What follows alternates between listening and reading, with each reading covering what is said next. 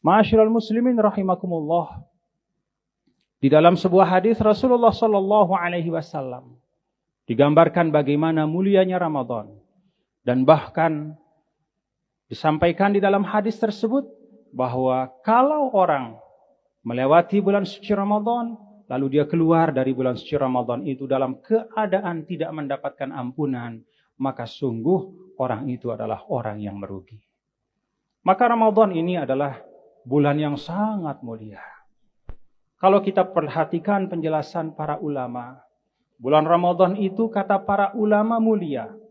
Karena pertama, di dalam bulan suci Ramadan Allah Subhanahu wa taala menurunkan kitab suci pamungkas, yaitu Al-Qur'anul Karim.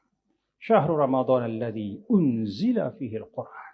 Bulan Ramadan yang di dalamnya diturunkan kitab suci Al-Qur'an. Yang kedua kata para ulama, bulan Ramadan itu adalah bulan yang istimewa dari sisi. Kalau di luar Ramadan itu ada pilihan-pilihan waktu yang istimewa. Misalnya, sepertiga malam terakhir itu lebih istimewa dibanding waktu yang lain. Ba'da subuh juga istimewa. Sebelum subuh juga istimewa. Ba'da maghrib, antara maghrib dan isya juga istimewa dibanding waktu yang lain. Kalau dalam bulan suci Ramadan kata para ulama, seluruh waktu yang ada itu adalah istimewa tanpa ada pengecualian. Maka kalau di luar Ramadan itu ukurannya adalah antara yang istimewa dan yang tidak istimewa. Kalau dalam bulan Ramadan ukurannya bukan lagi yang istimewa dan tidak istimewa, tapi semuanya istimewa. Dan di antara yang istimewa-istimewa itu ada yang paling istimewa. Yang ketiga, para ulama menyampaikan Ramadan itu mulia karena di dalam Ramadan itu ada ibadah yang utama namanya as-saum atau as-syam, ibadah puasa. Ma'asyiral muslimin rahimakumullah. Allah Subhanahu wa taala di dalam Al-Qur'an menggambarkan bagaimana kemurahannya pada manusia. Maka satu kebaikan akan diganjar dengan 10 pahala. Man jaa'a bil hasanati falahu 'asyru amsalihha. Siapa saja yang melakukan satu perbuatan baik, Allah kasih 10 ganjaran atau 10 pahala.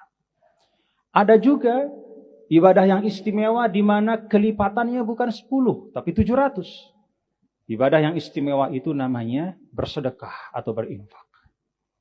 Maka di dalam Al-Quran digambarkan bahwa orang yang bersedekah itu bagaikan orang yang menanam 10 biji. Dan dari 10 biji itu masing-masing ada 100 tangkainya dan 100 buahnya. Maka sekali bersedekah akan mendapatkan 700 kali balasan dari Allah Subhanahu wa taala. Ada pula ibadah atau sifat yang mulia yang diganjar oleh Allah Subhanahu wa taala dengan ganjaran yang sangat banyak. Di dalam Al-Qur'an digambarkan innama yuwaffas sabiruna ajrahum bighairi hisab. Sesungguhnya akan dibalas orang-orang yang sabar karena kesabarannya. Dia sabar dalam kehidupan dunia menghadapi tantangan dan musibah apapun. Dan di balik kesabaran itu dia berharap mendapatkan ridho Allah. Dia sabar karena Allah. Yuwaffas sabirun. Maka pahalanya akan dipenuhkan oleh Allah tanpa ada hitungan. Jadi kata para ulama, ada klasifikasi dari amal-amal. Secara umum setiap amal soleh 10 kali lipat pahalanya. Ada yang khusus yaitu bersedekah 700 kali lipat. Ada yang lebih khusus yaitu sabar, pahalanya banyak sekali. Tanpa dihitung oleh Allah. Dan di atas semua itu kata para ulama sesuai dengan hadis qudsi yang disampaikan oleh Nabi kita, Nabi besar Muhammad sallallahu alaihi wasallam. Kullu amal ibni Adam lahu illa siyam. Fa innahu li wa an ajzi bihi. Semua pekerjaan-pekerjaan dari manusia itu adalah untuk dia, kecuali puasa. Puasa itu dia lakukan benar-benar karenaku, maka aku akan membalasnya. Wa ana ajzi bihi. Pembalasan untuk puasa ini tidak disebutkan oleh Allah dalam hadis qudsi ini. Batasannya berapa? Apakah 10 kali lipat, 700 kali lipat? Atau akan diberikan balasan bighairi hisab, tidak disebutkan. Maka para ulama menyimpulkan dari hadis qudsi ini bahwa tangga-tangga amal soleh itu puncaknya adalah ibadah puasa.